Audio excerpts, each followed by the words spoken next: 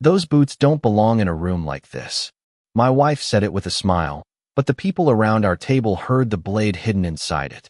I stopped beside the empty chair reserved for me and looked down at the same work boots I had worn since 5 that morning. Brown leather, steel toes, dust packed into the seams. One dark stain near the heel from a ruptured hydraulic line I had helped contain less than an hour earlier. They were not polished. They were not elegant. But they had carried me through 14 hours of work, 2 flooded control rooms, and a 40-mile drive through evening traffic to reach the Grand Harrison Hotel before dinner ended. Lauren knew all of that. She also knew I had changed my shirt in the parking garage and wiped my hands with shop towels until the grease stopped showing beneath my fingernails. None of it mattered once she saw me standing beneath the chandeliers. I came straight from Redwood, I said. My voice stayed low, calm, the way a voice sounds when it has spent years learning not to ask for understanding. Lauren's eyes moved from my boots to the executives seated around her. I can tell, she replied. A few people laughed politely. Then Grant Holloway leaned back in his chair and gave them permission to laugh harder. Grant was Northstar Infrastructure Group's chief executive officer, a tall man with silver hair, a tailored Navy suit, and the kind of confidence that came from never having to wonder whether a room would make space for him. He lifted his glass toward me. Come on, Ethan, he said. At least tell me you didn't park the repair truck in valet. The table broke open with laughter. Lauren covered her mouth, but not before I saw her smile widen. That was the sound that reached me. Not Grant's voice. Not the glasses touching. Not the piano playing somewhere near the ballroom entrance. Her laugh. 12 years of marriage, and I knew every version of it. The private laugh she used when I burned breakfast. The tired one she gave me after long flights. The soft one that used to appear when I came home covered in dust, and she told me I smelled like honest work. This was different. This laugh asked the room to agree. That I was beneath her. I pulled out my chair and sat down. The truck is in the garage, I said. Level 3. Grant grinned as if I had helped him finish the joke. See? Practical man. Lauren tells us you fix things. Sometimes, I said. That must be useful around the house, said a vice president whose name I had forgotten the moment he introduced himself. Lauren reached for her wine. Ethan is happiest when something is broken, she said. Give him a machine, a leaking pipe, or a pair of boots that should have been thrown away 5 years ago, and he is completely in his element. Another wave of laughter moved around the table. I placed both hands beneath the white tablecloth where no one could see them tighten. The ballroom smelled of roasted beef, expensive cologne, and money that had never been earned with dirt under its nails. Everywhere I looked, Northstar's blue and silver logo glowed from screens along the walls. Tonight was not just a company dinner. It was a celebration. Lauren had spent 3 weeks preparing for it, choosing her dress, rehearsing introductions, reminding me twice that senior leadership would be watching her. She had not reminded me that I was expected to arrive pretending I had never worked a day in my life. A waiter placed a plate in front of me. I thanked him. Lauren leaned closer without turning her head. You could have changed your shoes. Her smile remained fixed for the room. I was keeping 300,000 gallons of treated water from backing into a control station, I said. I didn't stop at home. You always have an explanation. Tonight, I have a reason. Her jaw tightened. Before she could answer, the lights dimmed. Grant stood and walked toward the presentation screen at the front of the ballroom. Applause rose around us. Lauren straightened instantly, pride replacing irritation. This was the moment she had been waiting for. Grant began talking about growth, leadership, and Northstar's future. Then the screen changed. A new slide appeared in letters 6 feet tall. Redwood Municipal Control Renewal. Contract value. $180 million. Everyone at our table cheered. Lauren's hand flew to her chest. Grant pointed toward her and praised the team that had secured the largest infrastructure agreement in company history. She stood to receive the applause, radiant beneath the chandelier light, while I stared past her at the lower right corner of the screen. Beneath Northstar's logo was a row of technical partners. The third name stopped the room around me, though no one else seemed to notice. Carter Field Systems. My company. My certification. My name attached to a contract I had never seen, never approved, and never signed. Lauren sat down, flushed with triumph. I turned to her slowly. Why is my company on that screen? For the first time that night, her smile disappeared. She did not look at me. She kept her eyes on Grant, and whispered 2 words that told me everything was worse than a joke about my boots. Not here. Lauren kept her eyes fixed on the stage while applause rolled through the ballroom. Her hand rested beside mine on the table, close enough to look affectionate from a distance, but the space between our fingers felt wider than the 40 miles I had driven to get there. "We will talk at home," she whispered. Grant continued praising her team, calling the Redwood Agreement a triumph of vision and persistence. I heard every word, but my attention stayed on the small logo at the bottom of the screen. Carter Field Systems was not a decorative name someone could borrow for a presentation. It represented 18 years of permits, certifications, sleepless nights, and decisions that carried real consequences. Lauren knew that. She also knew I had never agreed to work with North Star. I looked around the table and understood something else. None of these people knew who I was. That had not happened by accident. When Lauren and I met 12 years earlier, she never seemed embarrassed by my work. She was 28, newly hired as a regional sales coordinator, living in a 1-bedroom apartment outside Pittsburgh and driving a sedan that needed a new alternator every winter. I was 32 and still running Carter Field Systems from the back room of a rented warehouse. Our first date was at a diner beside the interstate because I had been called to a paper mill that afternoon and could not make the reservation she had chosen downtown. I arrived 20 minutes late with dust on my jeans and a clean shirt hanging over the passenger seat. I expected her to leave. Instead, she ordered coffee, asked why industrial control systems mattered, and listened until the waitress turned the chairs upside down around us.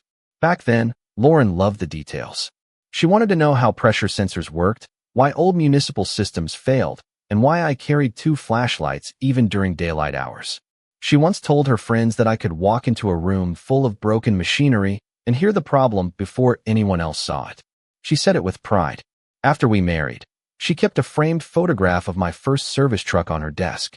The truck was faded red, with rust around the wheel wells and my company name painted crooked across the door. I had done the lettering myself because professional signs cost more than I could spare. Lauren called that photograph proof that beginnings did not have to look impressive to become important. For years, I believed she meant it. Then her promotions started coming faster. Coordinator became manager. Manager became director. The company car replaced the unreliable sedan.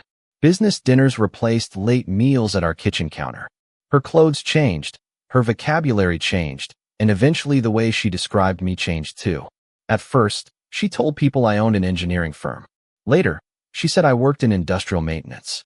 By the time she became vice president of business development, I was simply in contracting. The difference sounded small, but it grew every time she said it. At a charity event 2 years earlier, a banker asked whether I built houses. Lauren answered before I could speak. "Ethan fixes equipment," she said, then redirected the conversation toward a project she had closed in Ohio. On the drive home, I told her I did not like being reduced to a repairman. She sighed and said senior executives did not want technical lectures at dinner. I let it go. That became my habit. I let small things go because I believed marriage required patience. I ignored the way she asked me to. Change shirts before her colleagues visited. I ignored the way she stopped inviting me to company receptions unless spouses were required. I ignored the new smile she used whenever someone mistook my silence for ignorance. I told myself she was adapting to a competitive world. I never asked whether that world was teaching her to see me as something she had outgrown. At the ballroom table, Grant invited Lauren to stand again. He praised her negotiation skills and said North Star would not have secured Redwood without her relationships. She accepted the compliment with the practiced warmth of someone who had rehearsed humility in a mirror. The people around us applauded. I did not. She noticed. When she sat down, her expression remained pleasant, but her voice hardened. "Please do not make a scene." I looked at the screen once more. I asked one question, and I said we will discuss it later. My company is listed as a technical partner on a $180 million contract. Her eyes flicked toward the others. "Lower your voice." I had not raised it. That was the strange part. Lauren had become so used to controlling the version of me other people saw that even a quiet truth sounded dangerous. Grant returned to the table and placed a hand on the back of her chair. "There she is," he said. "The woman who saved our year." Lauren smiled up at him. Then Grant looked at me as though remembering I was present. "You must be proud, Ethan. Your wife is playing in the big leagues now." I held his gaze. I am beginning to understand exactly how she got there. Lauren's glass stopped halfway to her lips. Grant laughed, but uncertainty entered his eyes. Before either of them could respond, a woman seated near the far end of the table looked directly at me. Her name card read Megan Price, Contract Compliance. She had been quiet all evening. Now the color had drained from her face. She glanced at the screen, then at Lauren, and finally back at me. That look did not belong to someone hearing new information. It belonged to someone who had been waiting for the truth to walk into the room. The look in Megan Price's eyes lasted less than 2 seconds, but it carried more weight than every speech Grant had given that night. She lowered her gaze when Lauren noticed, then reached for her water with a hand that was not quite steady. I had spent most of my adult life reading small changes before machines failed. A pressure gauge drifting half a degree. A relay clicking a fraction too slowly.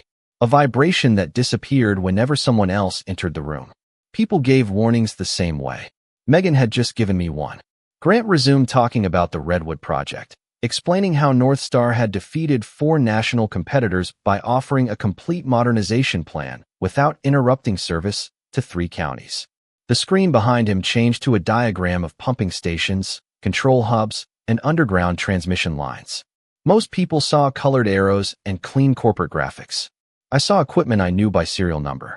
Redwood was not one facility.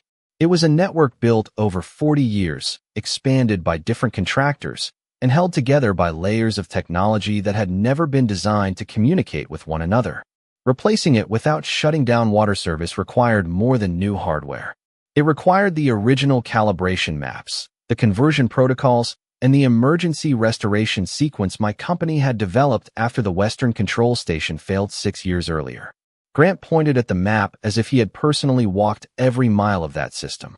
Our technical partners give us capabilities no other bidder could match, he said. The words drew another round of applause. I watched Lauren accept congratulations from the woman beside her. She did not look at me. I took out my phone beneath the edge of the table and opened the secure project archive for Carter Field Systems. There was no Redwood proposal, no North Star agreement, no pending letter of intent. Every job that used our professional certification required my digital approval and a second review from our operations director. Neither existed. I searched my email for North Star, Redwood, and Lauren's corporate address. I found dinner invitations, 2 holiday messages, and a request she had sent 8 months earlier asking for a general description of our municipal experience. I remembered the request. She told me North Star was preparing an internal market study.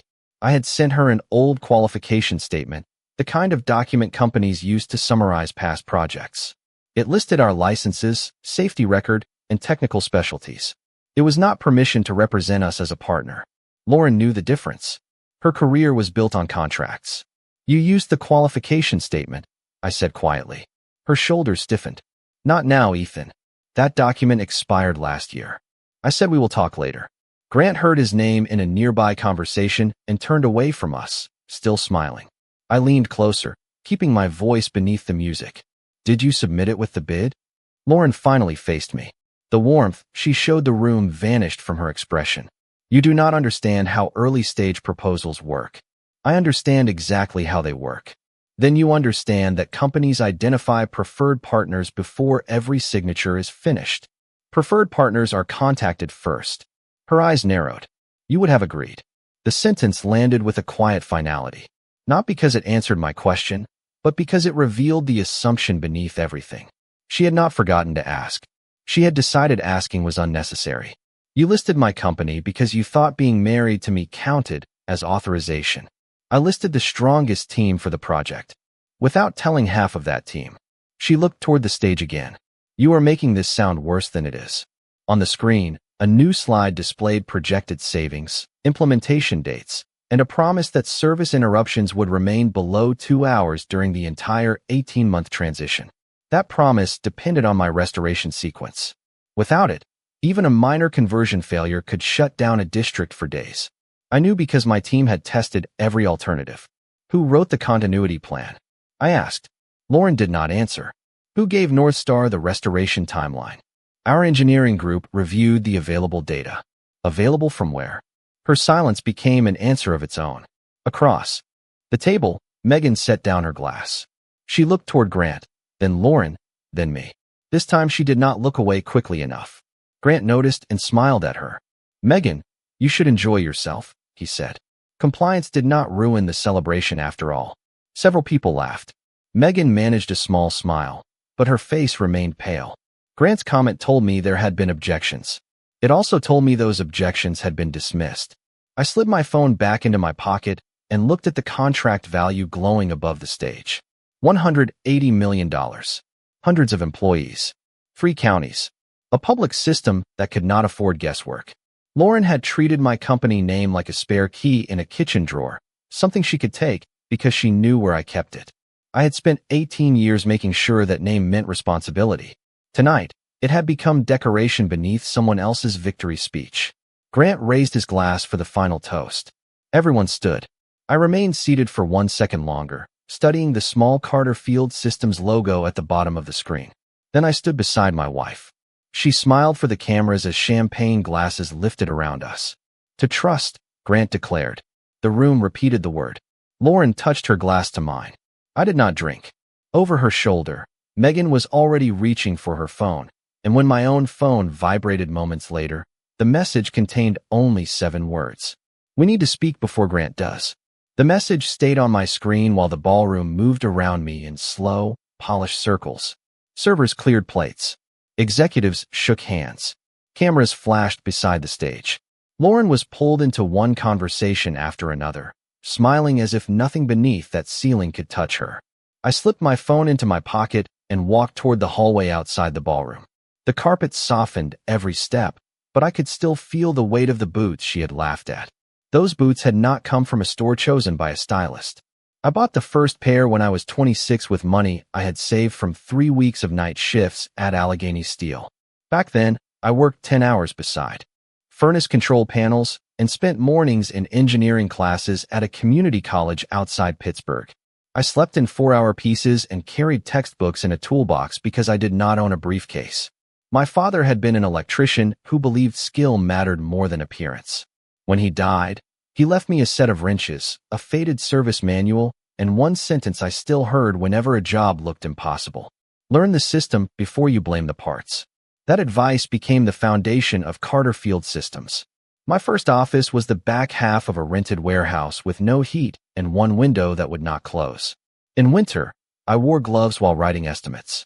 In summer, the metal roof turned the room into an oven by noon. I owned a red pickup truck with rust around the wheel wells and enough tools to handle small industrial repairs.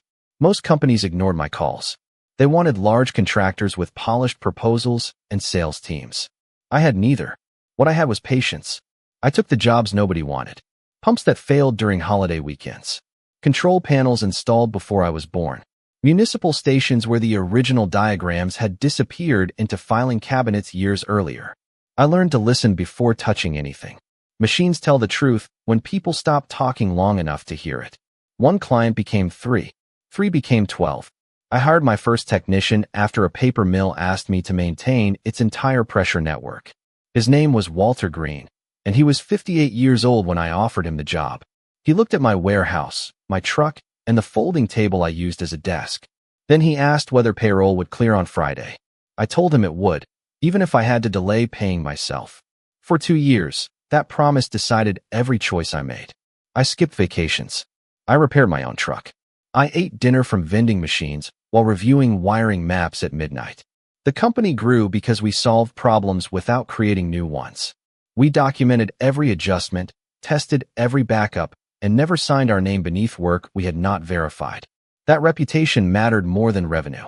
By the time I met Lauren, Carter Field Systems had 9 employees, 2 service trucks, and contracts across western Pennsylvania. She did not see a man covered in dust and assume he lacked ambition. She saw the work behind it. On our 3rd date, she visited the warehouse and watched me rebuild a damaged control cabinet. She stood beside the workbench in a blue coat, asking questions while I labeled every wire. When I finished, she touched the company logo stitched over my shirt pocket and said, "One day, people are going to know that name." I believed she was proud of me. Maybe she was then. The Redwood system came years later. A winter storm had frozen a relay at the Western Control Station, leaving operators unable to balance pressure across 3 counties. Larger firms proposed replacing the entire network, a project that would have taken years and cost taxpayers more than they could afford. My team found another path. We mapped every signal by hand, built conversion protocols for equipment from 4 different decades, and designed an emergency restoration sequence that allowed crews to isolate failures without shutting down the whole system.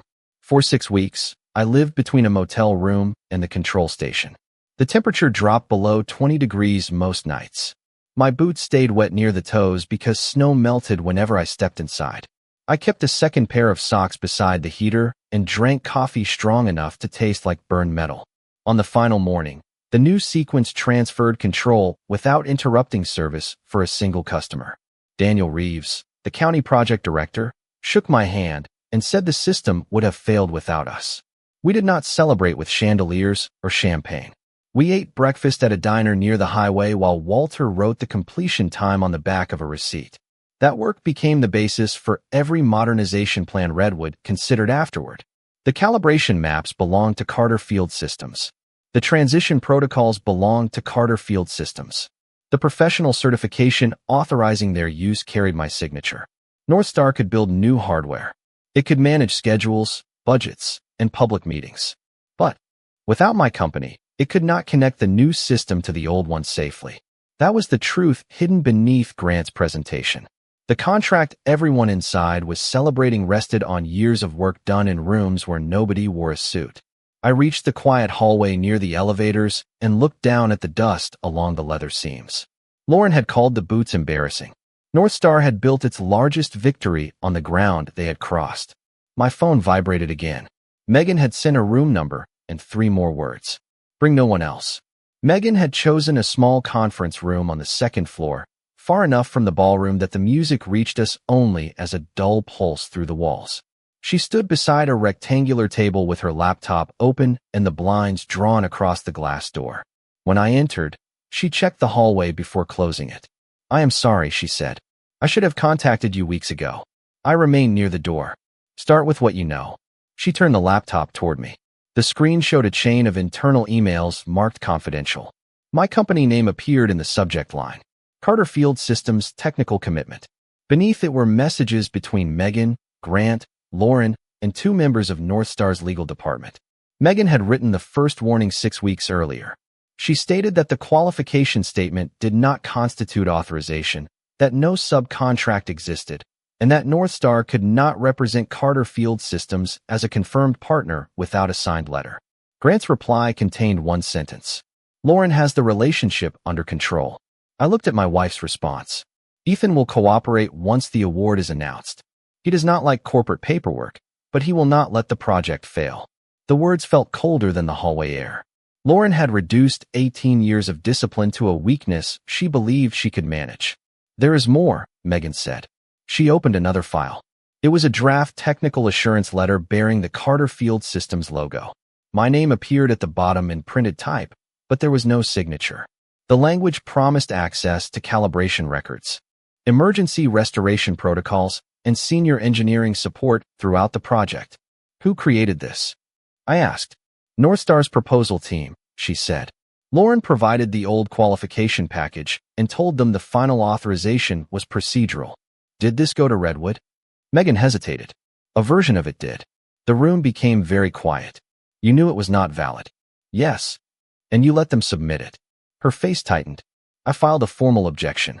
Grant removed me from the final review meeting and told me the legal department had resolved it.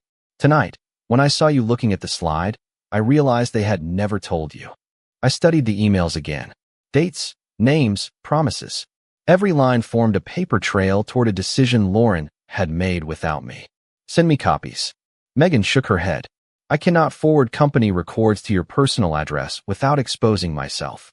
Then do not. I removed a business card from my wallet and wrote the number for my attorney on the back. Send them to him with a statement explaining how you obtained them. Preserve the original files and the metadata. She looked at the card, then at me. Are you going to shut the project down? I am going to tell the truth when someone asks. That may be enough. Then Northstar should have built its contract on something stronger than my silence.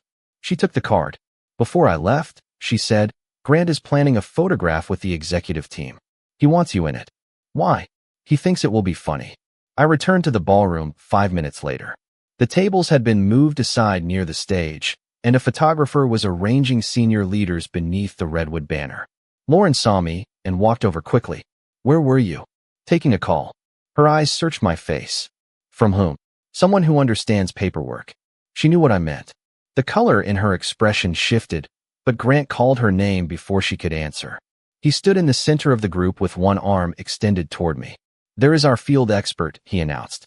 Come join us, Ethan. We should show everyone that North Star values every level of the workforce. People nearby smiled. Lauren placed a hand against my back and guided me toward the stage. Please, she whispered. Do not embarrass me. I looked at her. That has been your job tonight. Her hand dropped. Grant positioned me at the edge of the group, then looked down at my boots with theatrical concern. We cannot put those on the company website, he said. He waved to a server carrying folded napkins. Could we get this man something to clean up with? The server stopped, uncertain. A few executives laughed. Grant took a white cloth from a nearby service station and held it toward me. Here you go. We are celebrating a clean contract. Lauren gave a nervous smile. Do not make a big deal out of it, she said. Ethan is used to being around grease. That was the moment something inside me settled. Not broke. Not burned. Settled. For years, I had explained her distance as pressure, ambition, and the cost of moving upward. But pressure does not create character. It reveals it. I took the cloth from Grant, folded it once, and placed it neatly on the table beside him. The dirt on my boots came from redwood, I said. I spent today keeping the Western Control Station online. The laughter thinned. Grant's smile remained, but his eyes sharpened. Good for you. Do you know which restoration sequence that station uses? I leave technical details to technical people. Then you should be careful when you borrow their names. Lauren stepped closer. Ethan, stop. I looked past her toward the contract banner and then back at Grant. Before this photograph is taken, I have 3 questions about the agreement you are celebrating. The photographer lowered his camera. Conversations near the stage faded. Grant spread his hands as though indulging a difficult guest. Ask. I held his gaze. Who signed the technical restoration commitment? Who authorized the use of Carter Field Systems certifications, and who guaranteed access to the Redwood Calibration Archive? Grant did not answer. For the first time that evening, nobody was looking at my boots. Grant's silence lasted only a few seconds, but it changed the balance of the room. Until that moment, he had controlled every laugh, every toast, and every photograph. Now he stood beneath a banner celebrating a $180 million contract and could not answer 3 basic questions about the company whose name appeared on it. He recovered with a small smile. Those details were handled by our legal and engineering teams, he said. I do not memorize every signature. You should remember the signature that made your proposal eligible, I replied. Lauren moved between us, her expression still arranged for the people watching. This is not the place for a technical discussion. It became the place when North Star put my company on that screen. Grant gave a patient laugh, the kind executives use when they want everyone to believe a problem is too small to deserve attention. Ethan, I appreciate your concern, but this is standard business. Preliminary commitments are finalized after an award all the time. A preliminary commitment requires communication. Lauren communicated your support. I looked at my wife. She held my gaze for less than a second before turning toward the photographer. We should finish the picture, she said. Everyone has been standing here long enough. Nobody moved. The photographer kept his camera lowered. Megan remained near the back of the group, watching Grant with the stillness of someone listening to a machine make the sound she had warned everyone about. Let us make this simple, I said. Do you have a signed subcontract from Carter Field Systems? Grant's smile tightened. Not yet. Do you have written authorization to use our professional certifications? The documentation is being completed. Do you have permission to access the Redwood Calibration Archive? He did not answer. Lauren's voice dropped. Ethan, please. That word would have meant something to me once. Years earlier, I had crossed Pennsylvania in an ice storm because Lauren called from a highway shoulder and said she needed me. I had postponed client meetings, repaired her mother's house, and covered every quiet emergency that came with building a life together. I had never kept score because love was not supposed to be an invoice. But standing there, I understood that Lauren had mistaken reliability for surrender. The archive is restricted, I continued. Access requires my approval, a county security review, and a named engineering lead from my company. None of those exist. Grant folded his arms. Then we will complete them Monday. No. The single word carried farther than I expected. Lauren's face lost its polished calm. You do not mean that. I mean that I will not approve documents I have not reviewed. This project supports hundreds of jobs. Then it deserved an honest proposal. Grant stepped closer, lowering his voice as though privacy could still be recovered. Be reasonable. Your wife helped secure the biggest agreement in Northstar's history. Whatever paperwork was missed can be corrected. Missed paperwork is a forgotten attachment. This was a decision. You are upset because of a joke. The joke showed me what you think I am. The contract showed me what you need me to be. The executives nearest us stopped pretending not to listen. A woman from Northstar's legal department glanced at Grant, then at Lauren. Someone near the stage quietly removed a glass from the edge of the table, as if even that small sound might become too loud. Grant's voice hardened. Are you threatening to interfere with a public infrastructure project? I am refusing to certify a claim I did not make. The result may be the same. No, the result belongs to whoever submitted it. Lauren reached for my arm. I stepped back before her hand touched me. The movement was small, but she noticed. So did everyone else. Think about what you are doing, she said. I am. You could destroy my career over one misunderstanding. You used my company to build your career without asking me. Because I knew you would help. You knew I usually help. That is not the same as permission. Her eyes began to shine, not with regret, but with fear of what the room was learning. Grant looked toward Megan. Was compliance aware of these concerns? Megan took a breath. I raised them in writing 6 weeks ago. The answer landed cleanly. Grant stared at her. That matter was resolved. I was told it was resolved, she said. I never received signed authorization. Several heads turned toward Northstar's legal team. The celebration had become an audit without anyone leaving the ballroom. Grant looked back at me, and for the first time his confidence carried effort. What exactly do you want? Tonight, nothing. Then why create this spectacle? I asked questions. Your answers created it. I looked at the Redwood banner one final time. Without an authorized restoration partner, Northstar cannot meet the continuity requirements in that proposal. Without access to our archive, your transition schedule cannot be verified. Without my certification, the technical assurance letter has no standing. Grant's face remained still, but the muscles near his jaw tightened. Lauren whispered my name as though reminding me who she was. I remembered. That was the problem. I remembered the woman who once believed my work mattered.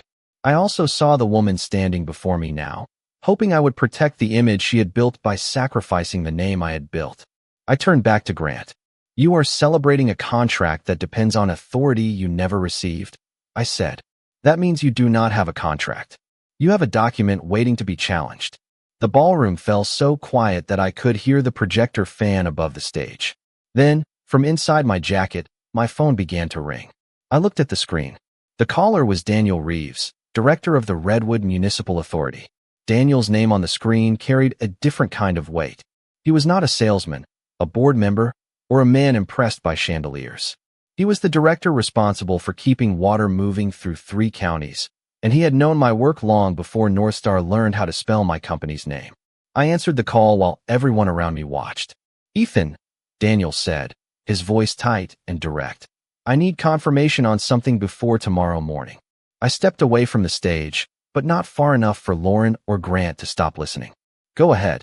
Northstar submitted a technical assurance package naming Carter Field Systems as the restoration partner for Redwood. Your certification number is attached. I want to verify that you approved it. The ballroom seemed to contract around that question. Grant stared at me. Lauren's face went still. Megan lowered her eyes, as if she already knew the exact words that had reached Daniel's desk. I did not approve it, I said. Daniel was silent for a moment. You are certain? I have not signed a subcontract, a letter of commitment, or an authorization for Northstar to use our certification. Did anyone from your office approve access to the calibration archive? No, the pause that followed was longer. I could hear papers shifting on Daniel's end of the line. Then we have a serious compliance problem. Grant moved closer and held out his hand. Let me speak with him. I turned slightly away. Daniel, who sent you the package? It came through the final proposal file.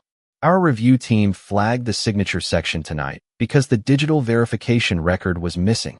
I called your office first, but it rolled to emergency service. I looked at the ballroom clock. It was 9:43 in the evening. I was at Redwood today, I said. Western Station. I heard. Good work keeping it online.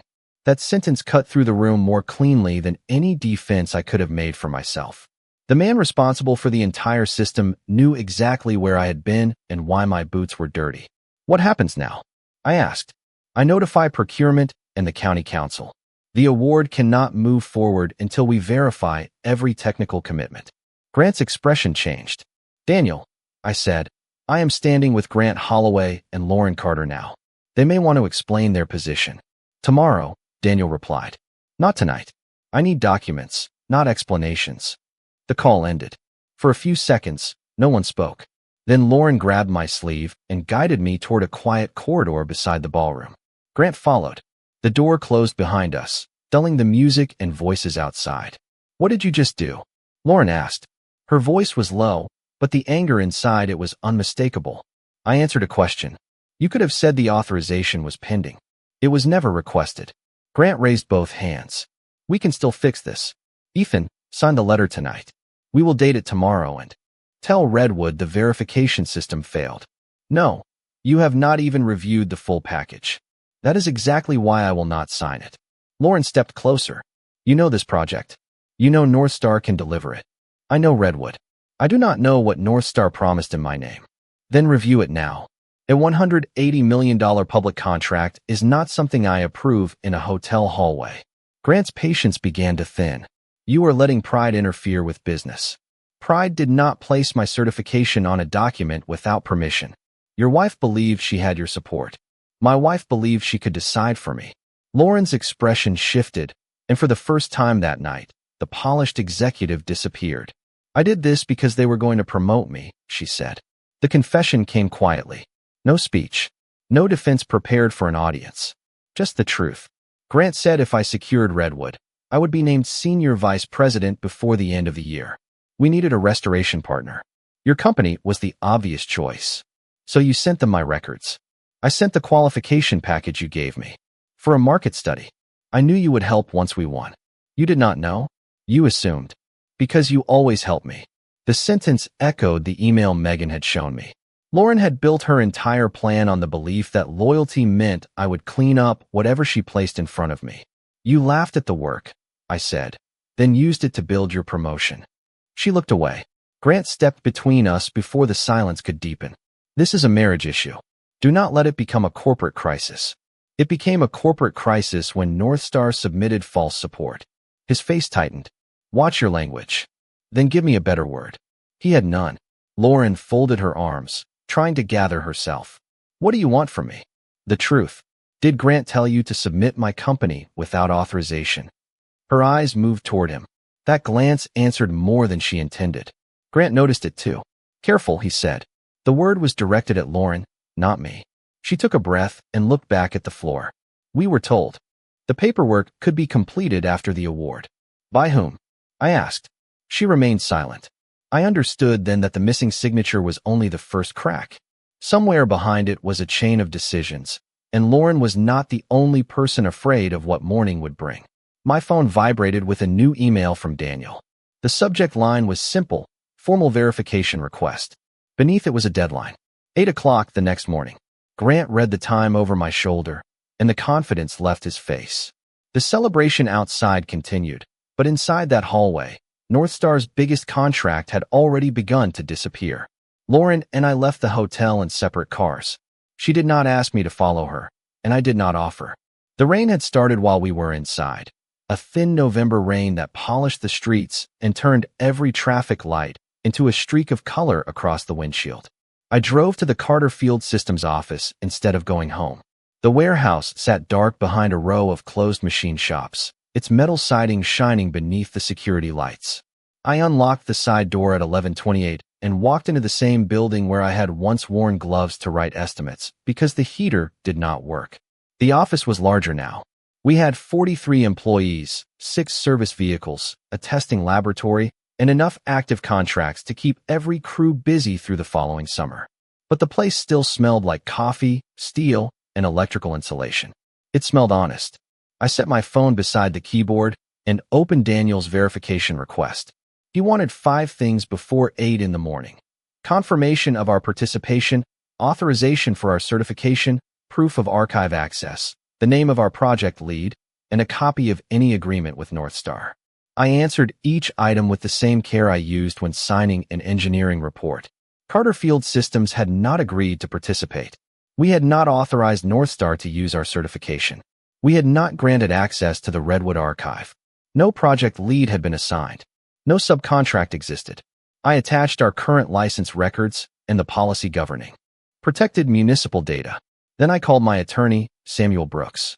He answered on the 4th ring with the rough voice of a man pulled from sleep. I explained the proposal, the assurance letter, and Megan's emails. He became fully awake before I finished. "Do not sign anything," he said. "Do not edit their documents, and do not agree to retroactive approval. Send me every message you receive tonight."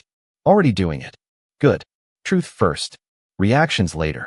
By 1:30, my statement was complete. I scheduled it to send at 7:15, giving Samuel time to review it. Then I sat alone beneath the fluorescent lights and looked at the framed photograph Lauren once kept on her desk. The old red truck. The crooked lettering. The beginning she used to call important. I had brought the photograph to the office after she redecorated and said it no longer matched her professional space. At 2:11, Lauren called. I let it ring twice before answering. "Where are you?" she asked. "The office. Grant has legal drafting the missing documents. He wants us there at 6:30. There is no us in that decision. Ethan, stop speaking like a contract. Tonight, contracts seem safer than assumptions." She went quiet. Then her voice softened. I should not have laughed.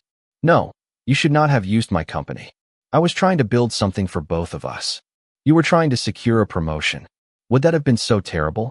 I have spent 12 years standing beside your work. I wanted something that was mine. Then you should have built it with your own name." She inhaled slowly. "If you refuse, hundreds of people could lose work. Northstar made that risk when it submitted the proposal. You can prevent it. Not by making a false document true after the fact." She ended the call without saying goodbye. I slept for less than 2 hours on the small couch in my office. At 6:12, my phone woke me. Daniel was calling again. His voice sounded more tired than it had the night before. "Our review team found another problem," he said. "The assurance letter lists an authentication code tied to an expired Carter Field Systems certificate." I sat upright. "That code was retired 18 months ago. Could Lauren have obtained it from the qualification package?" "Yes." "Then I need your formal response immediately. County Council is meeting at 7. I opened the statement Samuel had approved. "You will have it in 5 minutes. Ethan, understand what happens next. Procurement will suspend the award until we determine whether Northstar misrepresented its technical capacity." "I understand. Once the notice goes out, this becomes public record." I looked through the office window at the first gray light spreading across the warehouse floor. Then the record should be accurate. I sent the email at 6:17. At 7:48, Redwood issued the suspension notice. At 8:03, Northstar's board called an emergency meeting. At 8:19, 3 industry publications reported that the company's largest contract had been frozen over an unverified technical partnership. My phone filled with missed calls from Lauren, Grant, and numbers I did not recognize. By 9, employees across Northstar were being told not to speak with reporters. At 9:12, Grant finally left a message. His voice no longer carried the amusement from the ballroom. "You need to correct this before permanent damage is done." I listened once, saved it, and returned to the warehouse floor. Walter was already there, reviewing a control panel with 2 younger technicians. He looked at my boots, still marked with dust from Redwood, then at my face. "Long night?" he asked. "Longer morning." He nodded toward the equipment. "This one still needs you." That was the thing about real work. It did not care who had laughed the night before. It only cared whether you could make the system reliable again. At 9:26, Lauren entered through the warehouse door carrying a folder thick with documents. Her hair was pulled back, her dinner dress replaced by a gray business suit, and the confidence she had worn beneath the chandeliers was gone. She placed the folder on my workbench. "Sign these," she said. "Northstar says the contract can still be restored." I opened the folder and saw yesterday's date printed beneath my name. I looked at the date beneath my name, then at Lauren. This says I approved the partnership yesterday. Grant said it is the fastest way to correct the record. It would not correct anything. It would create a second false record. She placed both palms on the workbench. The board is meeting in less than an hour. If you sign, Redwood can lift the suspension while the final subcontract is reviewed. Did Northstar's attorneys tell you that? They said it gives everyone room to work. It gives them room to say I was involved from the beginning. Her eyes moved toward Walter and the two technicians across the warehouse. They were focused on the control panel, but Lauren lowered her voice anyway. Please do not make me beg in front of your employees. You were comfortable laughing in front of yours. The words left me calmly. That made them heavier. She closed her eyes for a moment. I already apologized for that. You said you should not have laughed. You have not apologized for deciding my consent was automatic. I made a mistake. A mistake is sending the wrong attachment. This required meetings, emails, and a document with my certification number. She straightened. Grant told me legal had approved the structure. Then why are you asking me to sign it with yesterday's date? She had no answer. I turned the first page. The agreement named Carter Field Systems as Northstar's exclusive restoration partner. It promised a team of 12 engineers, round-the-clock archive access, and full responsibility for continuity failures. None of those terms had been negotiated. Near the end, a paragraph required my company to absorb cost overruns caused by unavailable historical data. Northstar had not only borrowed my reputation, it had written the risk back onto me. Did you read this? I asked. The legal team summarized it. Read page 14. She scanned the paragraph. Her expression changed slowly. They said this was standard. It makes Carter Field Systems responsible for delays caused by Northstar's design. We can revise that later. After I sign a statement saying I accepted it yesterday, I closed the folder. No, Lauren's shoulders dropped. Then tell me what you want. Money? A larger percentage? Your name on the project? I want you to stop treating integrity like a negotiating position. My phone vibrated on the workbench. It was an email from Samuel. Attached were preserved copies of Megan's internal messages and a short note telling me to review the message dated September 14th. I opened it. The sender was Lauren. The recipients were Grant and Northstar's proposal director. My husband will cooperate. He always does. If he objects to the terms, we can address them after the award, when walking away would damage his reputation with Redwood. I read it twice. The warehouse noise seemed to recede until all I heard was the low electrical hum from the testing bench. Lauren saw the screen and reached for the phone. I moved it out of her reach. You planned to use Redwood against me. That is not what I meant. You wrote that I could not walk away without damaging my reputation. Grant was worried you might delay the paperwork, so you reassured him that I could be cornered. Her face lost color. I was under pressure. Pressure did not write those words for you. The side door opened before she could answer. Grant entered with Northstar's general counsel and a man I recognized from the company's board. Grant walked toward us as though the warehouse belonged to him. Good, he said. You have the documents. He placed a silver pen on top of the folder. Sign them, and we can end this unnecessary disruption. I looked at the pen, then at him. Did you write the backdated authorization? Our attorneys prepared a corrective instrument. The general counsel shifted slightly, but said nothing. Does Redwood know you are asking me to sign it today, with yesterday's date? I asked. Grant's expression hardened.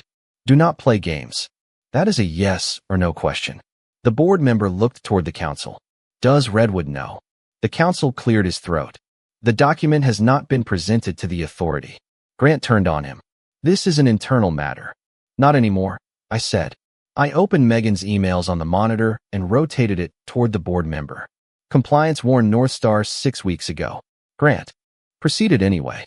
Lauren confirmed I would cooperate after the award because refusing would damage my relationship with Redwood. Now they want me to sign a retroactive agreement that transfers their risk to my company. Grant pointed toward the folder. That is a distorted interpretation. Then explained page 14. The board member read the paragraph in silence. When he finished, he looked at Grant with an expression that no longer contained uncertainty. Grant turned back to me. You were doing this because your feelings were hurt at dinner. No. Dinner only showed me how comfortable you were using what you did not respect. My phone rang. Daniel again. I answered on speaker.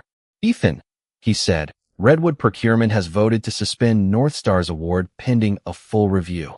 Unless a qualified independent restoration partner submits a compliant recovery plan, the contract will be withdrawn. Grant stared at me. Daniel continued. At this point, Carter Field Systems is the only firm we know that can verify the legacy network without delaying the project by at least 18 months. The warehouse fell silent.